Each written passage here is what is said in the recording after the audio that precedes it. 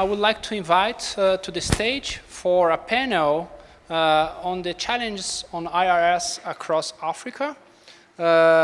So moderated by General Kaka. So I would like to invite Dr. Hamouda Kafi from Sudan, Mr. James Frimpong from Ghana, Mr. Kensu Mumba from Zambia, and Dr. Kiambo Nyaji from Kenya.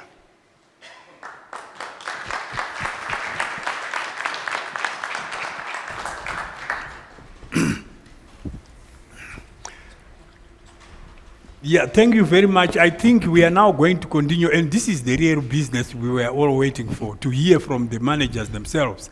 And of course, we are going to give the managers time to, to talk and say what their issues are. But we also want to hear about lessons learned.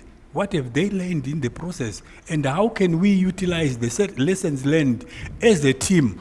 I believe that as we are right here, we have to be a team.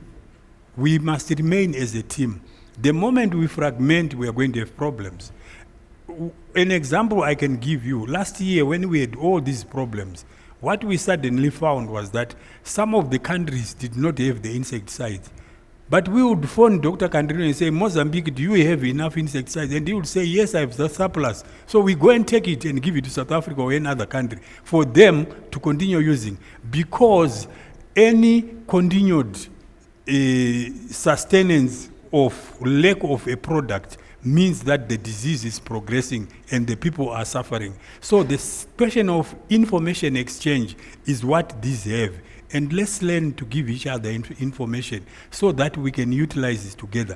But let's also learn to discuss with those who are giving or producing the commodities, so that we tell them exactly the sort of product that we want and how we believe it can work. So having said so, I'm going to start with my colleague from Sudan to hear what are the challenges in Sudan.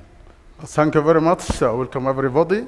Actually, in Sudan, our target for IRS is mainly irrigated schemes. And the total structure that we target annually is around 950,000. That means due to 1 million.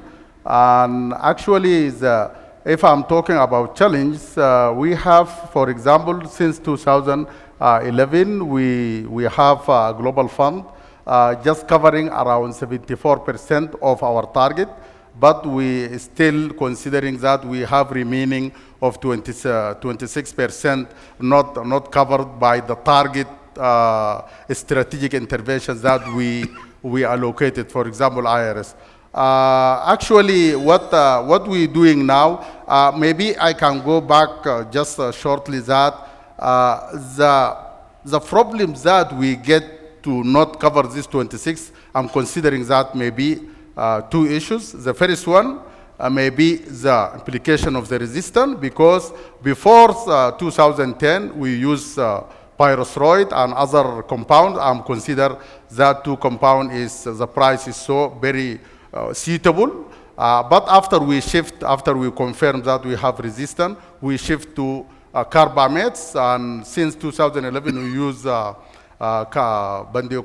Bandiocarb, and this I'm consider this take the part of this 26 budget to cover the expensive of the new product. Secondly, actually, at country level, we start forward. What we consider, we have a new approach in Sudan called health in all policies. That means we need other people to work with us in controlling malaria. What we did now, we're working with a big irrigated scheme in Sudan. We have around 11, 6 of them is sugarcane, and remaining is general irrigated scheme. And now we work with them to contribute in the application of IRS to cover the area around the irrigated scheme. I think if we success on this, we could maybe cover our target. Maybe from what we're doing today, I think if we, for example, in Sudan, we do 2 rounds a year because we're talking about 2 peaks of malaria. The first one during August, December, and the second one during winter around late December to March. If the new product is coming and just 1 round could cover this whole time of 9 months, maybe practically we can cover what we face as challenge, maybe shortly. Thank you very much, Sudan. We have heard from Sudan.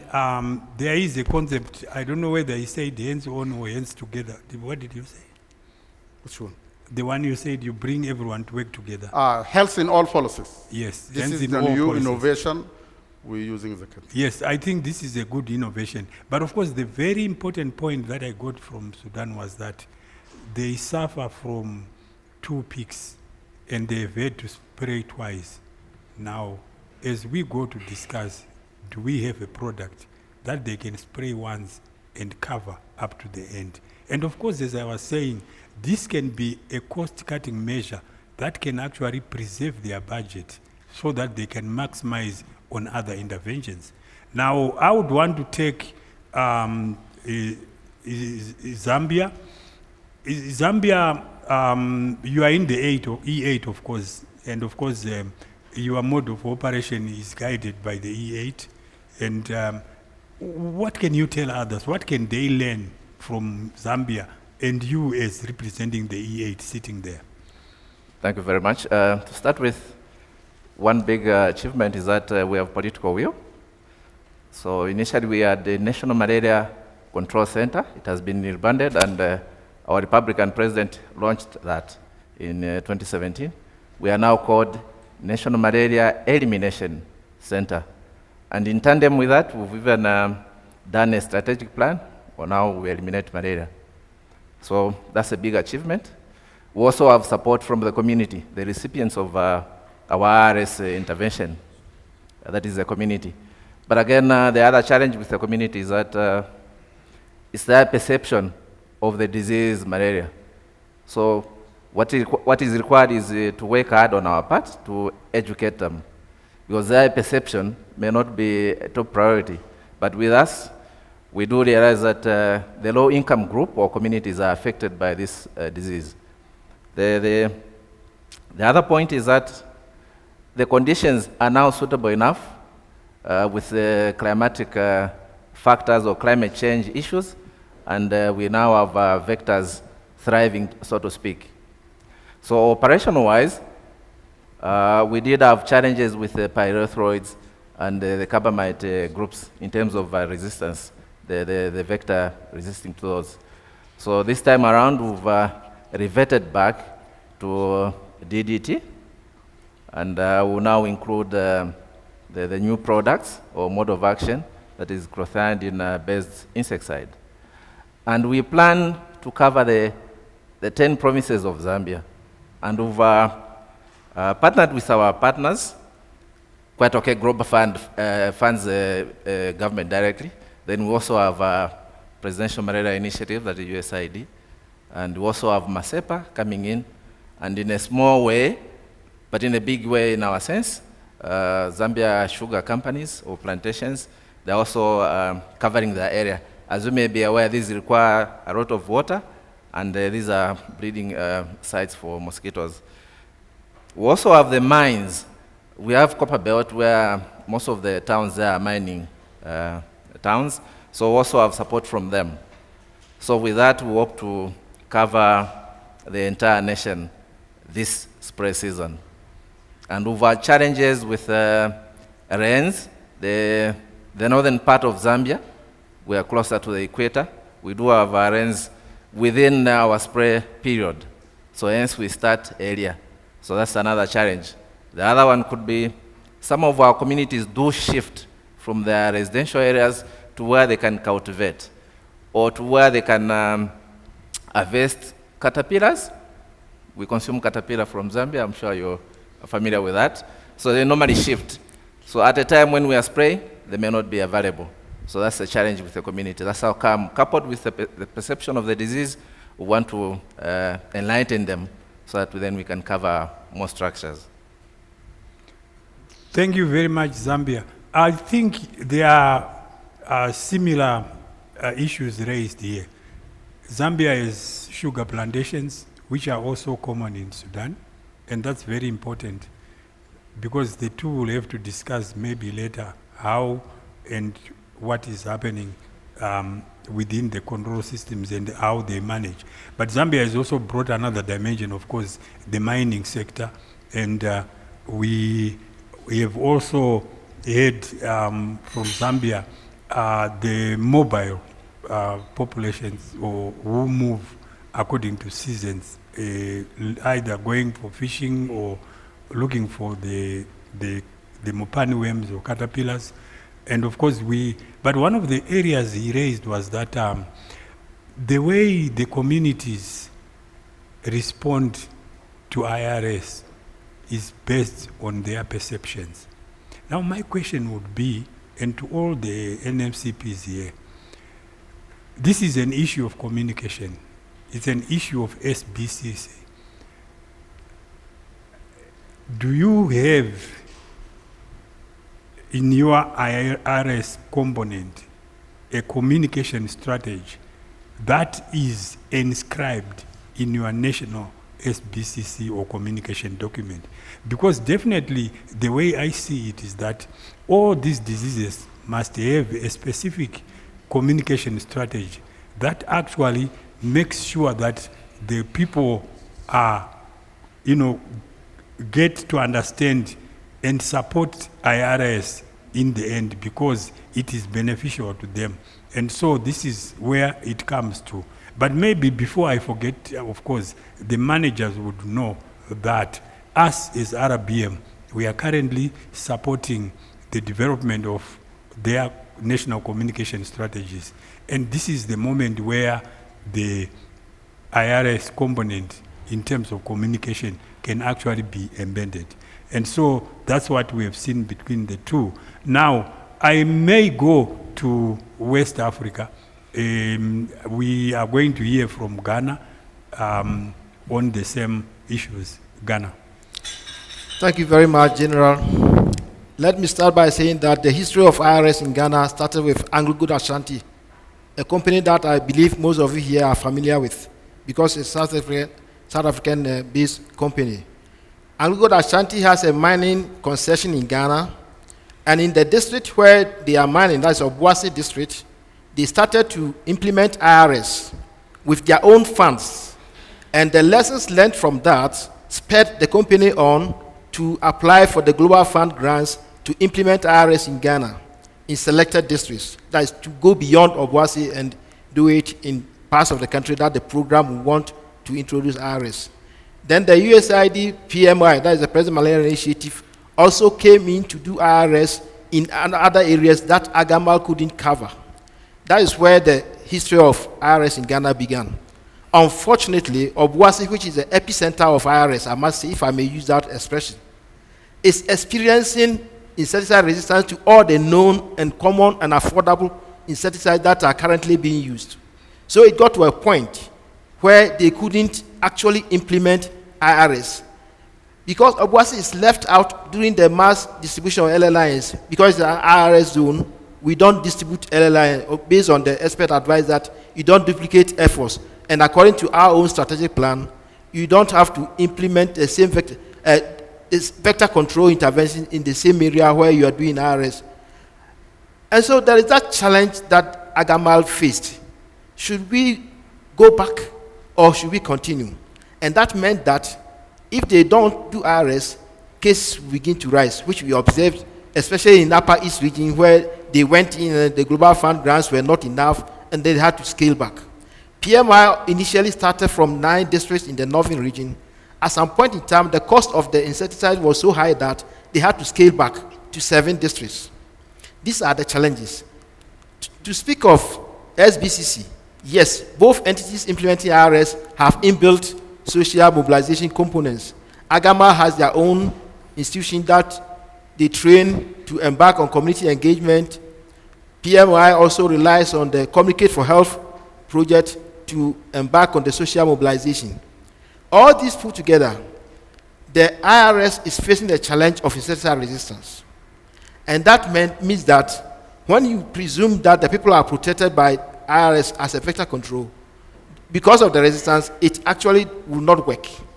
And people who have decided to accept it will then be saying that even though I have let them spray my house, I still have mosquitoes disturbing me throughout the night, and my children are falling sick. So we have these challenges of insecticide resistance. And it all results in the cost increases when you want to switch from one insecticide to the other. The cost increase also implies that you will not be able to cover the same areas that you were covering previously. And so this is a challenge for Ghana too. Thank you very much. I mean, you have moved from the Obuasi region.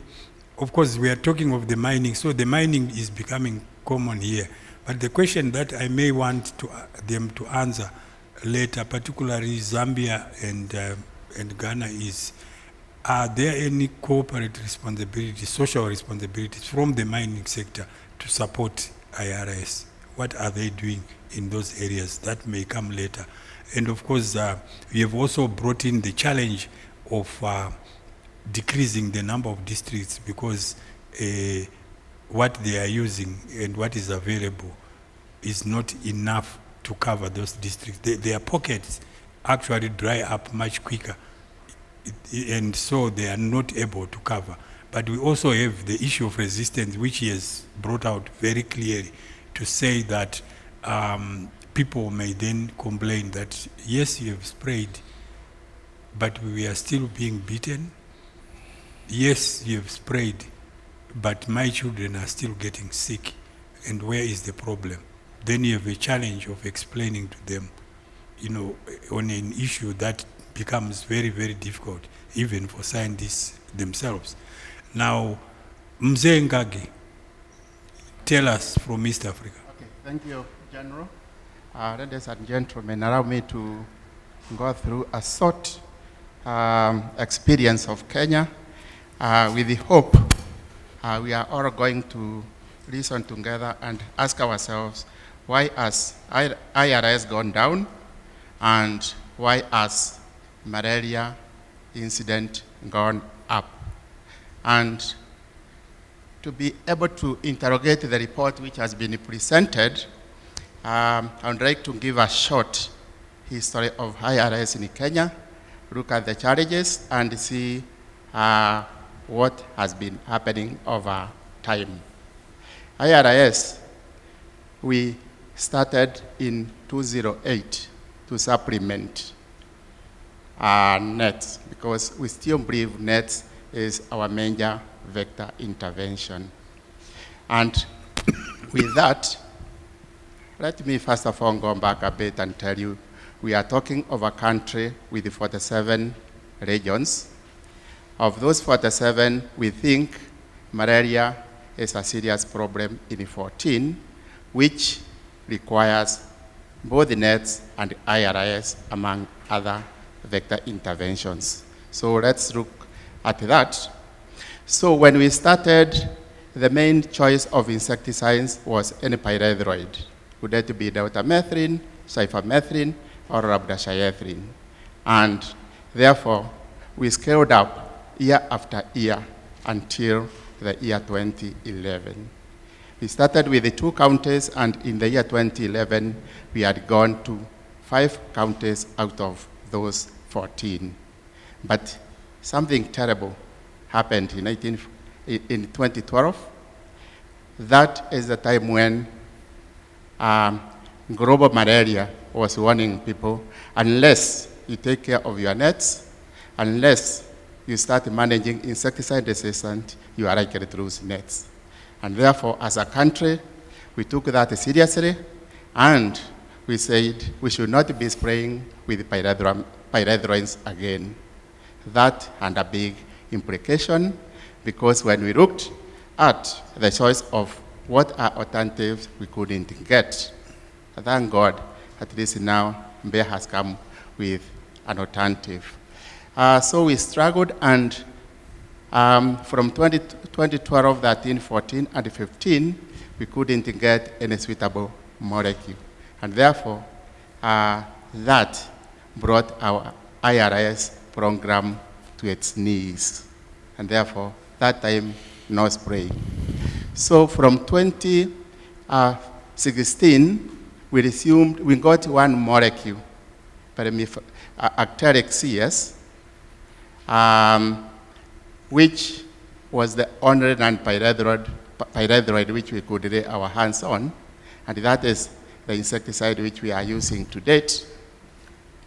But the implication of that was the product was very expensive, and therefore, from 5 counties, we could only spray in 1 county. We started mobilizing resources, but up to date, we have only resumed IRS in 2 counties out of 14. So the 3 counties which were doing IRS initially are no longer using IRS. And therefore, when we look at the question, why has IRS geographically gone down, Kenya is a good example. Challenges of lack of alternative to pyrethroids, where we want to preserve pyrethroids so that resistance to pyrethroids on nets doesn't spread very fast. Having said that, the other issue then which we should interrogate from this report is, why has malaria cases has gone down? In Kenyan experience, nets alone are not enough. In areas where we are doing intensive vector surveillance, we have already noted some primary vectors such as Anopheles venestus, which is quite common in Kenya, has changed its biting pattern. And therefore, that change in biting pattern can only be attacked if we use IRS. Having said that, are the challenges over? No. Looking at GPAM and using good science, we should not continuously use one insecticide molecule. I've said currently we are only using acteric CS, which we have used in one county. We have already used it for 3 years, and therefore it's due for change. What do we use to change? Currently there's nothing, because in Kenya, for a product to be used, it requires to undergo 2 steps. 1, it must be WHO pre-qualified. 2, there is local authority which regulates which insecticides come to Kenya. And having said that, ladies and gentlemen, then you agree with me, malaria cases, unless we get suitable IRS molecules, it's likely to go up. Those mosquito behaviors, resistant, and with the cost, most likely, if we don't get various insecticide products in the market so that malaria managers can have a good menu to choose from, then we are likely to run into a lot of problems. Kaka, to you. Thank you very much, Zay, for that. I think the issue of decreasing from 4, whether they are regions or district, to 1, on account of the cost, is a very serious implication on those people who are supposed to be protected. And of course, the replacement cycle, as they are using only actelic, where do they go from there? That is a question that is very important. So I will be handing over to all of us, but Zambia, what are the cooperative implications? How are the mining cooperates supporting IRS? Yeah, to start with, Mash mentioned that we do have a communication strategy. We also have a business plan.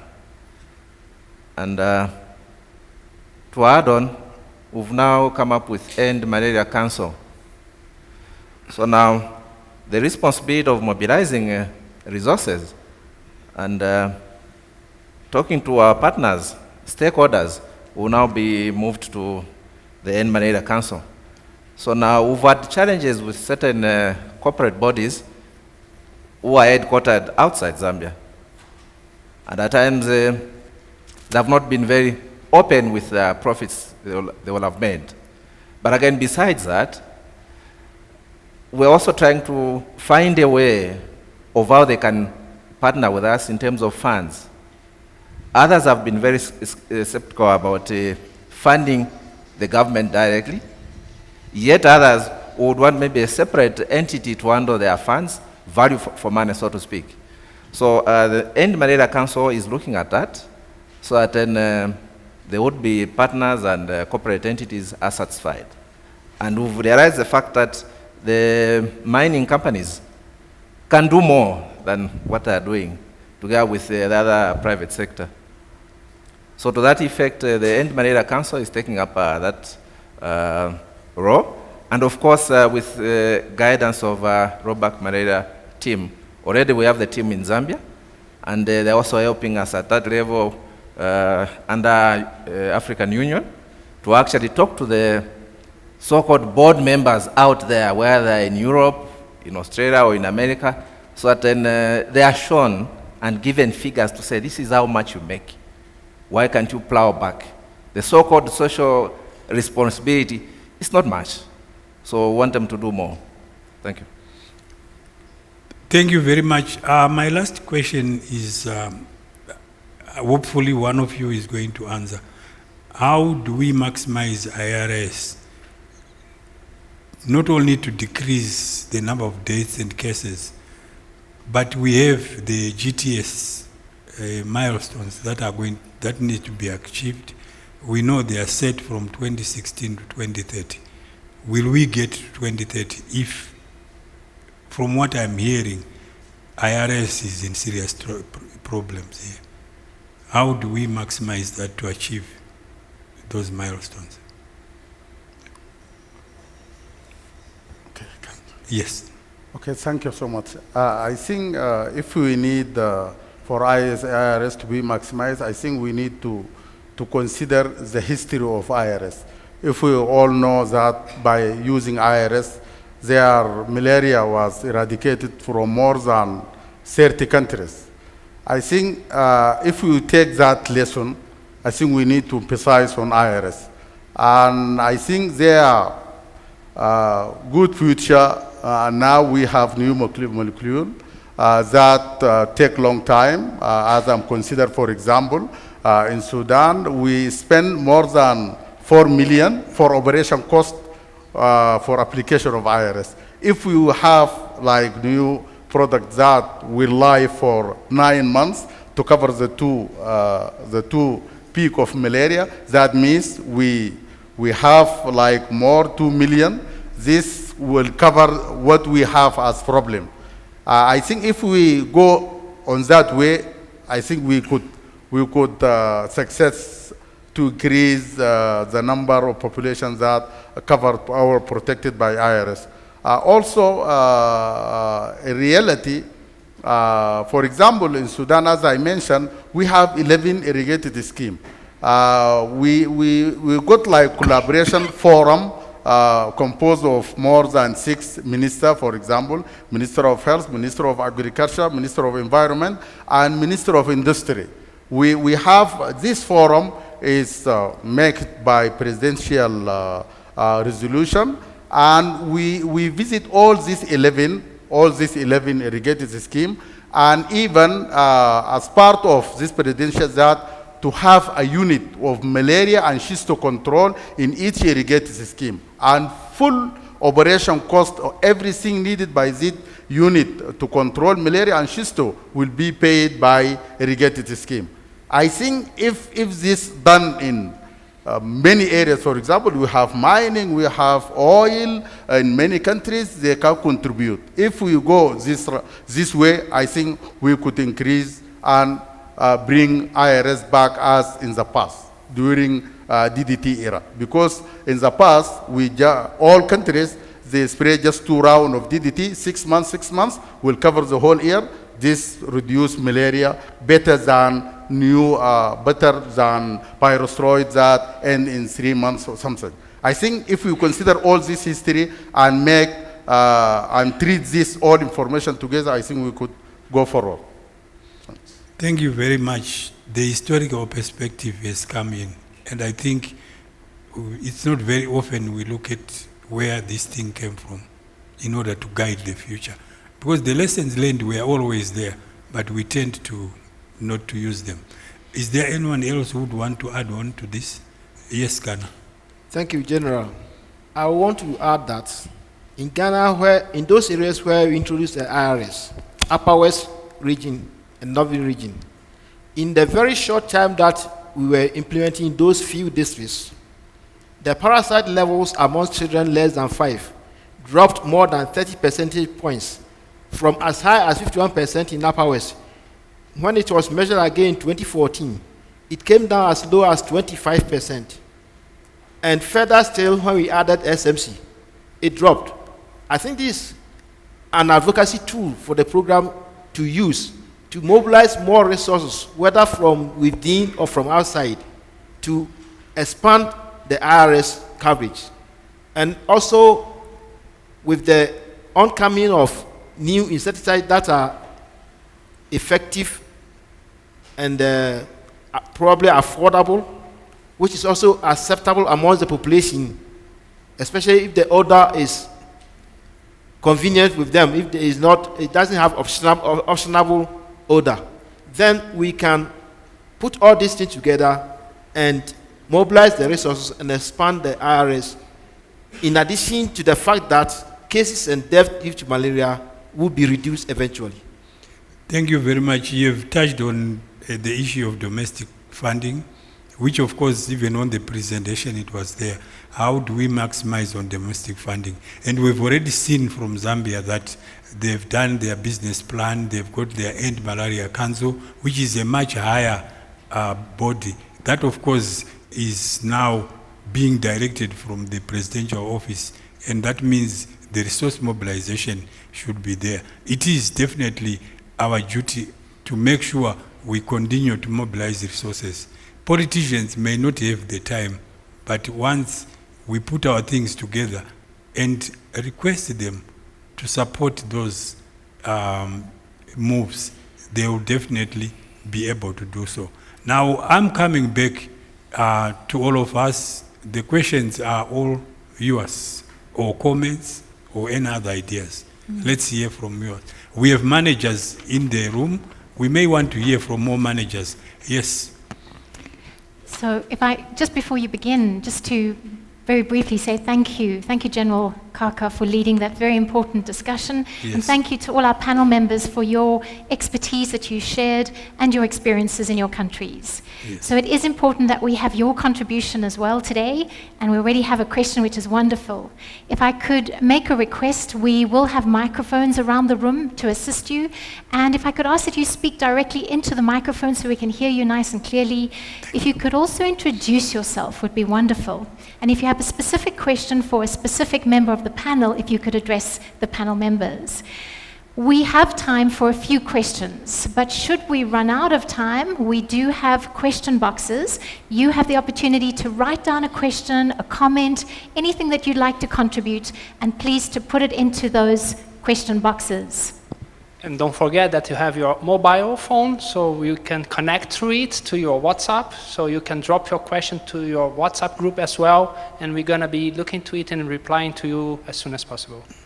Fantastic. So let's start with our very first question.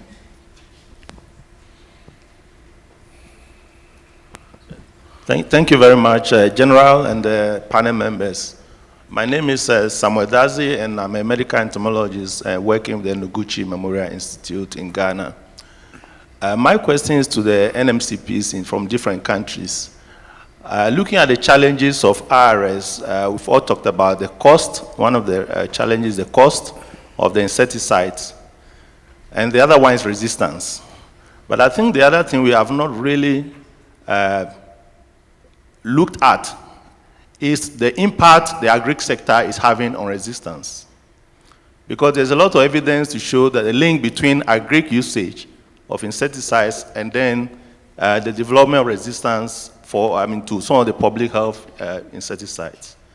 So how are various countries collaborating with the agri sector to make sure that we can manage resistance at a point where some of these public health insecticides can still be effective. Because there are certain countries where you have very good products, but those products cannot even be used because resistance has already developed to some of these insecticides. So I just want to know if any country has some experience working with the agri sector to make sure that we manage resistance and make sure that some of these insecticides are still effective for use. Thank you. Thank you. Is there anyone from the panel that would like to respond to that specifically? There we go. Thank you. Thank you for your question. As a program, we do accept resistance is a challenge, and its monitoring is equally a challenge. What we have done, and alluded to this, is to try to use different molecules for IRS from nets as a way of trying to prevent widespread of resistance. We have actually developed a resistance management plan based almost similar to what the global plan, the GPAM, which I mentioned, is. And it has several recommendations. One of the recommendations is, which is a major challenge, is continuous monitoring, so that if resistance evolves, we will know where it has evolved and the mechanism. And that, you agree with me from the program point of view, personnel, and sometimes even getting enough test papers and other required materials is a challenge. So what we are trying to do is to work closely with the research institutions and the teaching institutions to see whether we can constantly monitor what is happening with the insecticides which we are using. Thank you. We have two questions. I saw that hand jump up. Let's go to the gentleman in the back, and then we'll move over to the left-hand side. So the gentleman over here. Please do introduce yourself. Thank you. I'm Rajendra Maharaj. I'm the Director of the Office of Malaria Research at the South African Medical Research Council. I just want to follow up on Dr. Njaji's comments with regards to GPRM and insecticide resistance. I think while monitoring and evaluation is very essential, one needs to have measures in place that prevents the rapid development of resistance to an insecticide. I mean, it's very exciting that we've got Fludora Fusion as a new tool in our arsenal. I mean, I was fortunate enough to be part of the team in South Africa that evaluated Fludora Fusion, and we found it to be quite an effective insecticide. It even rivaled the residuality of DDT. So what I'm saying is, good, we need to monitor the development of resistance, but we also need to be proactive and prevent the rapid onset. I mean, I think we mentioned strategies like using mosaic spraying, rotational spraying. I don't think you should wait until you've got insecticide resistance to change insecticides. You should rather try and prevent the development of insecticide resistance through good insecticide resistance prevention strategies. Thank you. Thank you. Is there a member of the panel that would like to respond to that? Thank you very much. I think regarding the resistance, what we're doing as country level, actually we have a strategic plan for monitoring and management of resistance. For example, in Sudan, we have 73 sentinel sites, and this sentinel site will be monitored on an annual basis, a part of them every 2 years. And accordingly to the result of this, we will shift or combine or something. But the main issue that we follow, this is the GBRM that set by WHO, and according to this, we for example, shift to carbamates. Another thing that for example, give us clue to go to carbamate, because in the past we use pyrethroid, and pyrethroid is the main or is the only insecticide till now used for net treatments. According to the guidelines of WHO, we're not allowed to use both nets will be treated by pyrethroid, and another thing to use this in IRS. That means you will increase the selection pressure that your program could be failed. I think this is the issue take us to go to very expensive, maybe insecticide, but I think the future is look bright. Thanks. Thank you. The gentleman over there, you have your question ready for us. Thank you. Good morning, everybody. Oh, good afternoon. Evening or I would like to thank all the honorable speakers who deliberated very well. I would like to thank also all the organizers and Bayer itself for giving me this privilege to come here and to meeting you. During the deliberations, all of you, one particular word I captured was, we have to be en bloc. We have to be one. That means I would like to echo that we have to be communicating. We in West Africa and those in charge of us, we have started by creating a website, a WhatsApp group that we communicate and we know what's happening to each country. I would like us to have this. I've learned also from Ghana and all the mining countries with mining areas, that in the Gambia, particularly, we are more agriculture, flat land. And here, political will is coming up after a government change of 22 years of growing more rice. Obviously, in the rice fields, there will be mosquitoes. So this issue of communication, communicating and knowing and sharing data is very important. I've learned a lot from the other countries, and I would like to really note these things down, because we are faced with the threat of not only two things that Dr. General said. One is reducing IRS, going down the trend. But I would also like to add that we're faced with the threat of the global fund. Every time saying they're going to cut down on fund. What are we going to do? This issue of going to the private sector, I'm talking straightly as a businessman. We have to turn around and say, where do we get? And I hear the point of strategic plan and financial planning well ahead to know where you're going to get the fund in case WHO Global Fund pull out. Thank you very much. Thank you. Thank you for that wonderful contribution and that reminding us of the importance of connecting, collaborating. We do it together.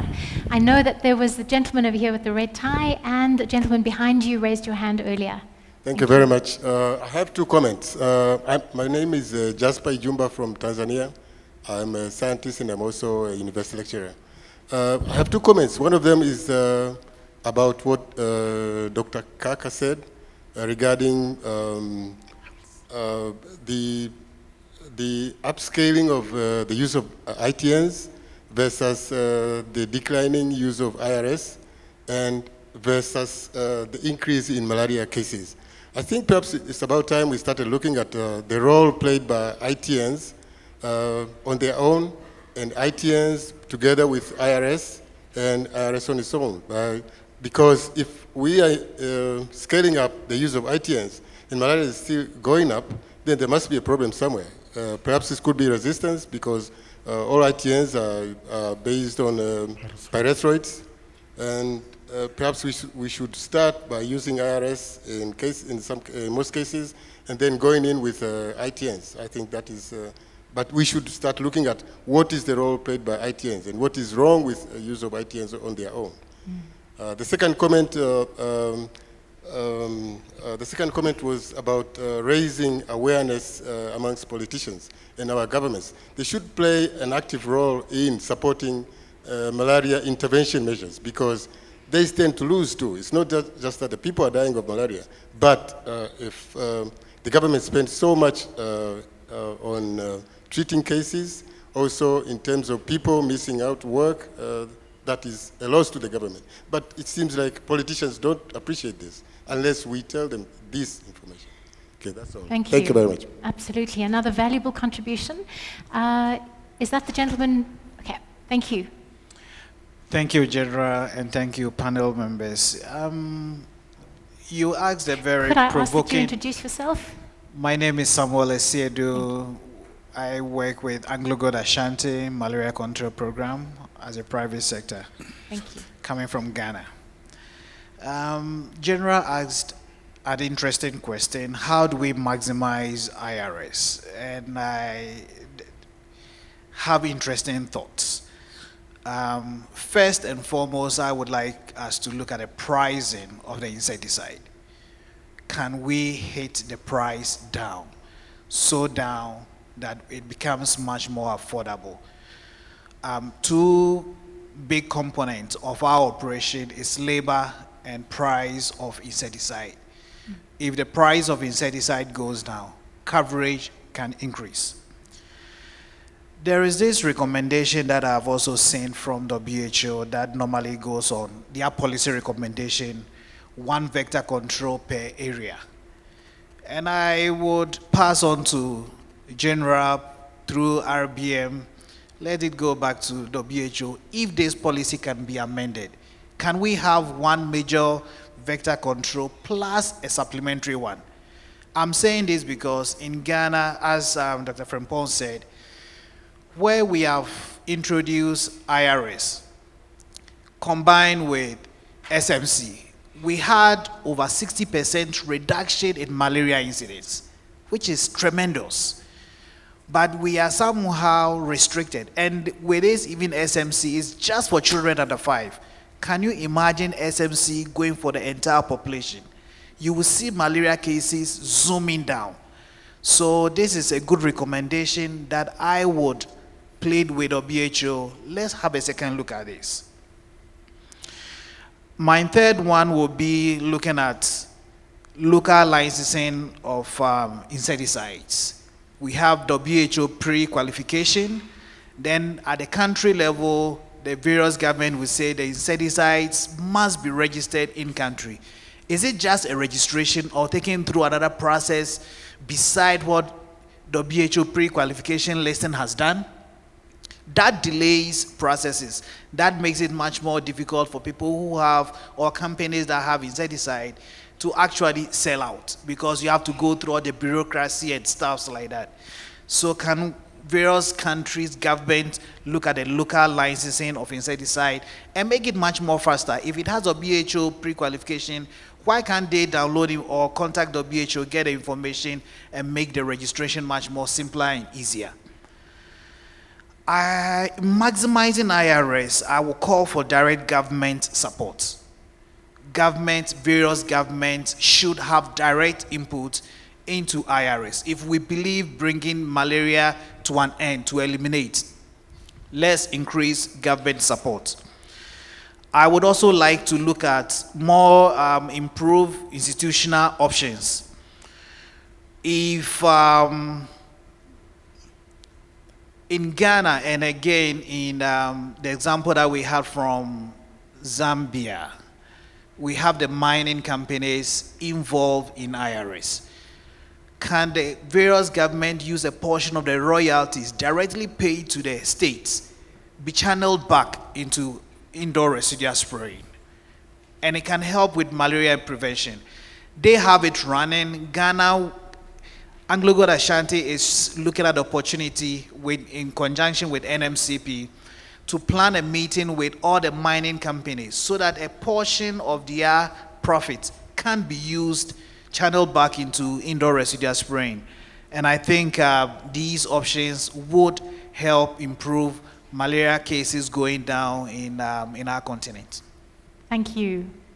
Thank you. So I believe that we have like a very nice contribution coming from combination of interventions and other good things coming on registration, regulatory area. So I don't know if someone would like to comment on these topics. Yeah, from a Zambian perspective, we don't intend for the time being to wane out an activity.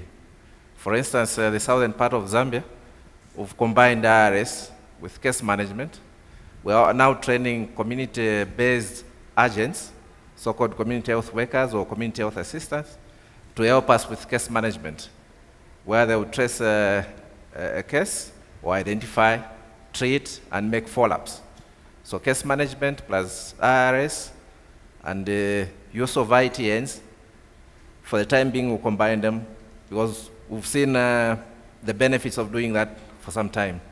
So we'll continue with that. Thank you.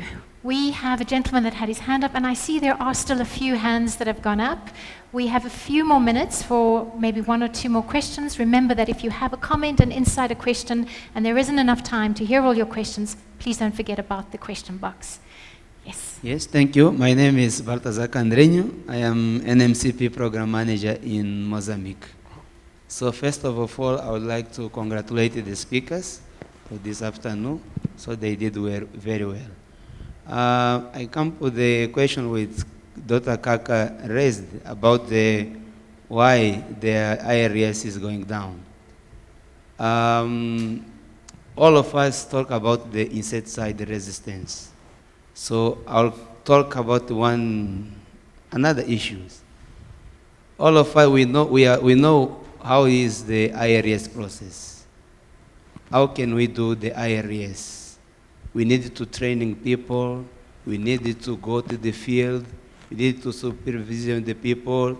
So it takes a long time and take efforts to do that. So, and the insecticide is expensive, we know. So if we buy all this insecticide with this high price, and with not control in ourselves because the program managers as a countries, so the result will not good. At the end of the day, we'll not see the results, and no one wants to continue to support one intervention if we not see the results. The reason why I'm talking about that is we needed to look for the best ways to control and monitor the quality of spraying. The new tools, we are using the old methods to go in the field and follow the spray operators. And when spray operators go into the house, no one will be there with them.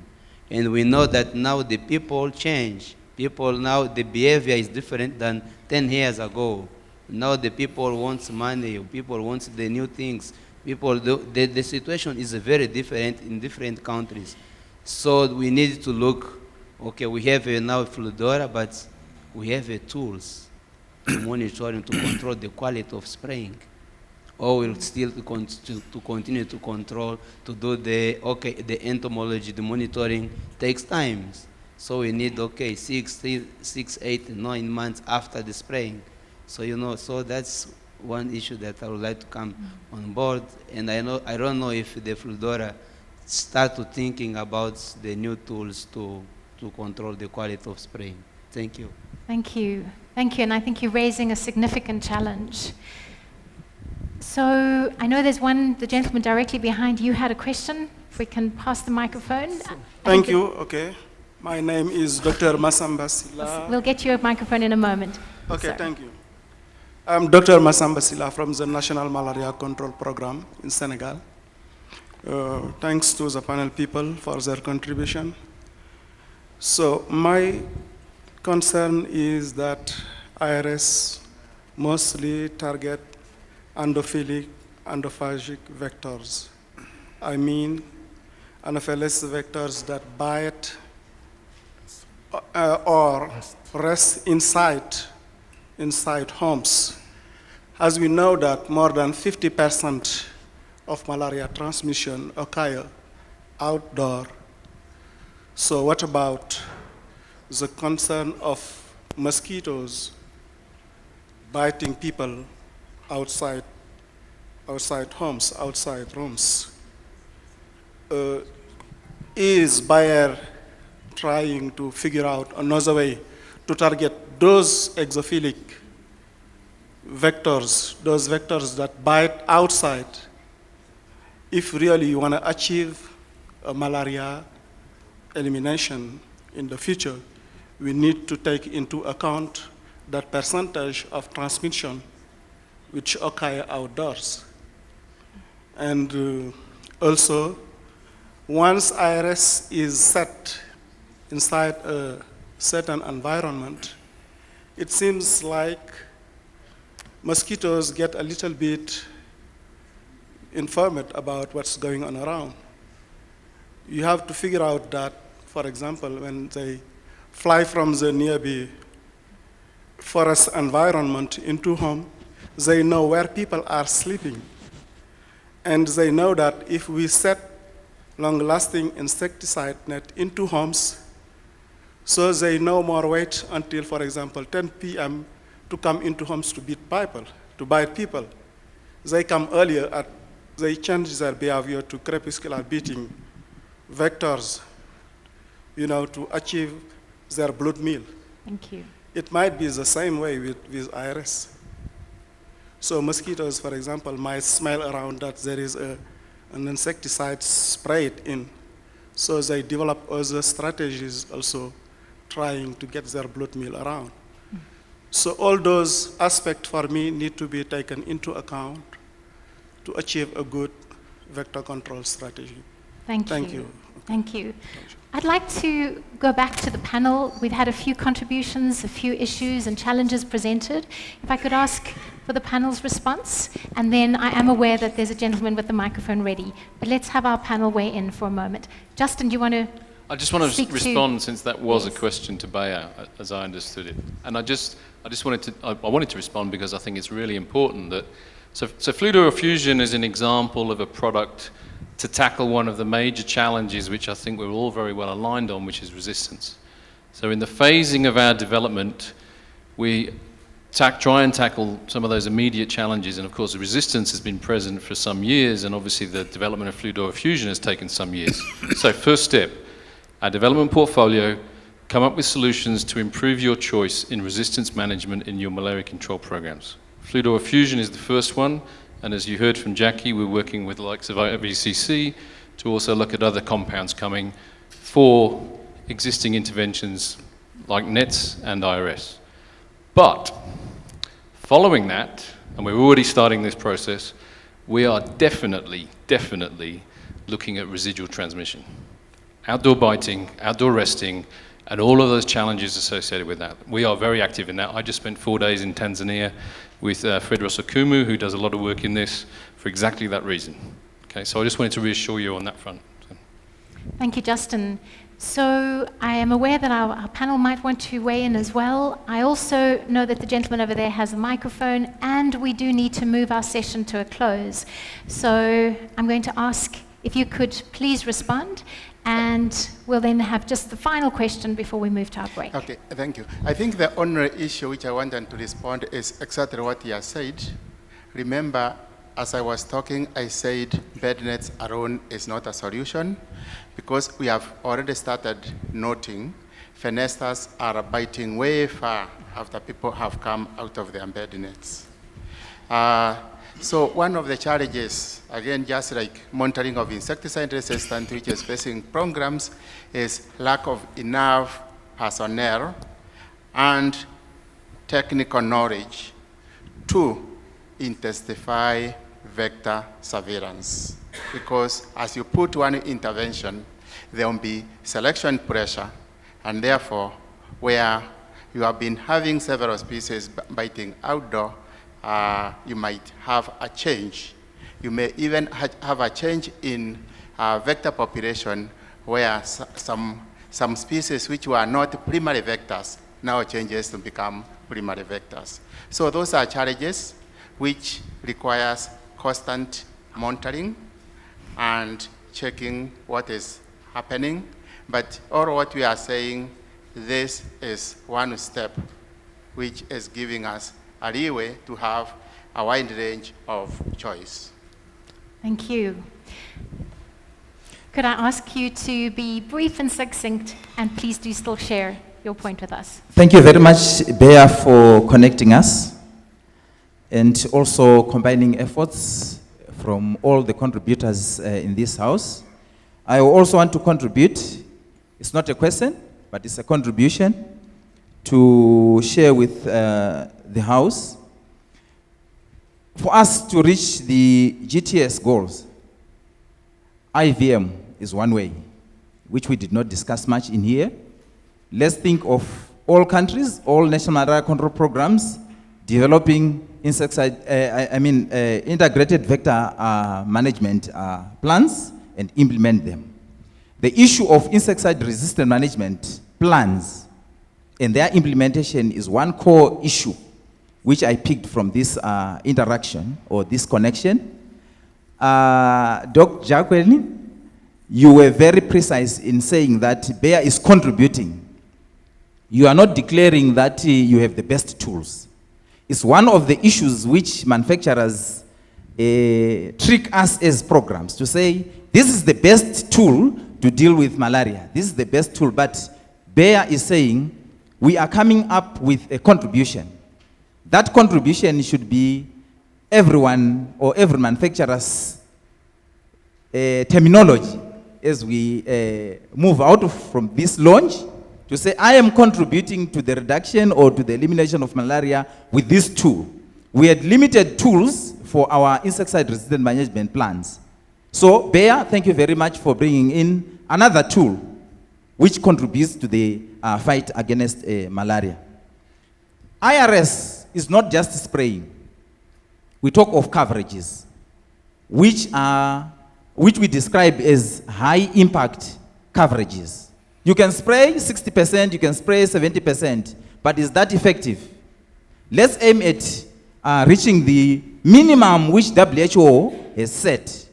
80-85%, yes, you will see the results. I'm Wilson Chauke from Zimbabwe, a vector control officer. I've seen and lived to see IRS having a dent in the epidemiology of malaria in Zimbabwe. And I say, if we follow the principles of indoor residual spray, where there's high transmission, the best tool is IRS. You will see how we will fight, how we will win the war against malaria. Thank you very much. And I would like to thank Bayer once again for connecting us to combine these efforts so that we contribute to the fight against malaria. Thank you. Thank you. And the perfect final comment. Thank you. Final thanks. Thank you, General Kaka. Thank you for your insights and contribution. Thank you to the panel. Thank you to all of you for your contributions for a great session.